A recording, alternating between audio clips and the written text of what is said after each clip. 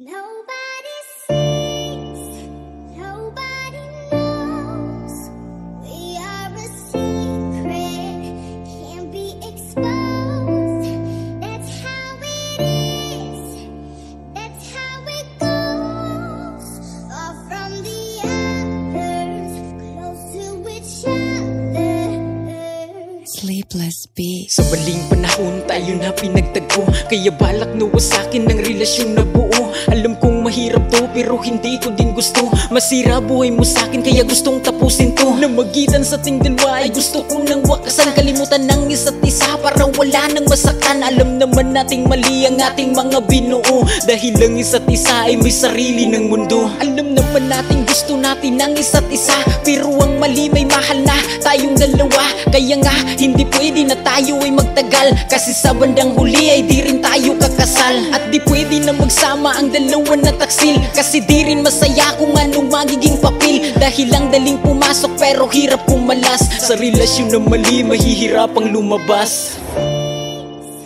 Nobody knows. We are a secret, can't be exposed.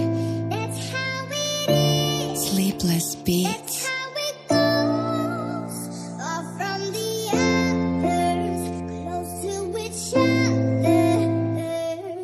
Napapatanong na lang ako sa aking isipan kung ba't may katulad natin na di naman iniwan. Pero grabe kung magloko, wala sa puso ang kontento. Aanak-anak kahit walang puso sustento. Mahal kita pero bakit sa gantong paraan? Alam natin pareho na may magiging luhaan. Maraming nakalimutang isaulong matagal, mga sumpay tutuparin kapag sa'king kakinasal. Alam kong mali, mga tukso ay nagsabay-sabay. Paano magiging matibay sa kinat mo'y natangay? Lagi na lang ba tayo maghihintay ng takip silim, o maghihintay na mabuklat ang mga lihim?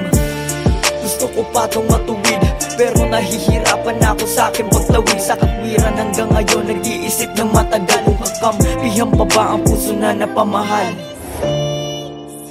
Nobody knows. We are a secret, can't be exposed.